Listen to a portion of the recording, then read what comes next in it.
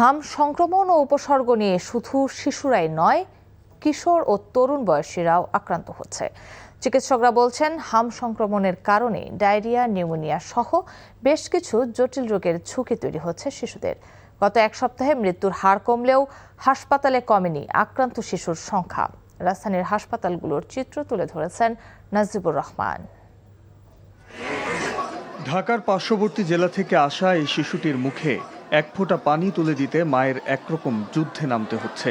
এক সপ্তাহের বেশি সময় ধরে হামে কাবু 9 মাসের এই শিশুটি। জেলা শহরে চিকিৎসা সুবিধার ঘাটতির অভিযোগ মায়ের। ওইখানে রোগটা ধরতে পারে নাই নাকি জানি না, কিন্তু ওইখানে চিকিৎসা মোটামুটি ভালো হয় না বলে আর কি এখানে চলে আসছে বাচ্চা নিয়ে, যে বাচ্চার আগে সুস্থ করতে হবে। 7 দিন তোমার কিছু খায় না, তারপরে বমি করে।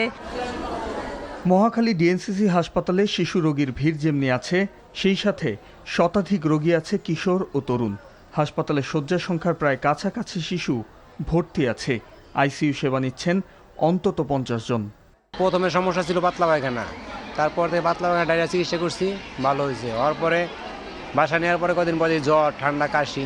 এই লক্ষণ থেকে আমি আছি বেশিরভাগ, আর পাতলা পায়খানা। চিকিৎসকরা বলছেন, হামে আক্রান্ত হলে পরবর্তীতে ডায়রিয়া, নিউমোনিয়া সহ জটিল রোগে ভুগতে পারে শিশুরা।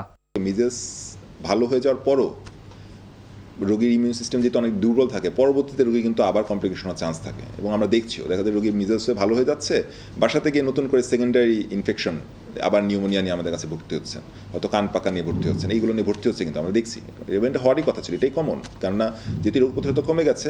হামের টিকার প্রভাবে আগামী 2 সপ্তাহের মধ্যে সংক্রমণ ও মৃত্যু আরও কমবে বলে আশাবাদী বিশেষজ্ঞরা। Najibur Rahman, NTV news, Dhaka.